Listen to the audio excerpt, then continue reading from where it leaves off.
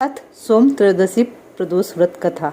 श्री सूत जी बोले, हे ऋषिवरों, अब मैं सोम त्रयोदशी व्रत का महात्म्य वर्णन करता हूँ। इस व्रत के करने से शिव पार्वती प्रसन्न होते हैं। प्रातः स्नानादि कर शुद्ध पवित्र हो शिव पार्वती का ध्यान करके पूजन करें और अर्घ दें। ओम नमः शिवाय इस मंत्र का 108 बार जप कर फिर स्तुति करें। हे प्रभु, मैं इस दुख सागर में गोते खाता हुआ ऋण भार से दबा ग्रह दशा से ग्रसित हूँ। हे दयालु, मेरी रक्षा कीजिए। शौनकादिक ऋषि बोले, हे पूज्यवर महात्मे, आपने यह व्रत संपूर्ण कामनाओं के लिए बताया है। अब कृपा कर यह बताने का कष्ट करें कि यह व्रत किसने किया, वो क्या फल पाया। श्री सूत जी बोले, एक नगर में एक ब्राह्मणी रहती थी। उसके पति का स्वर्गवास हो गया था।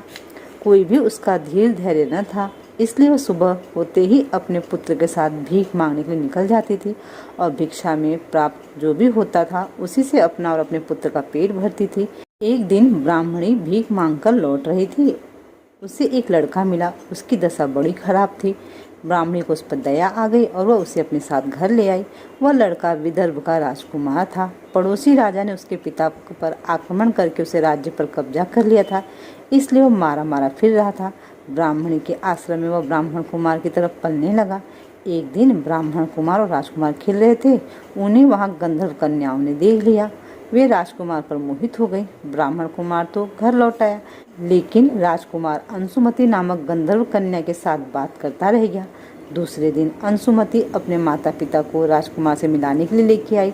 उनको राजकुमार पसंद आ गया। कुछ ही दिनों बाद अंशुमति के माता पिता को शंकर भगवान ने स्वप्न में आदेश दिया कि वे अपनी कन्या का विवाह राजकुमार से कर दें।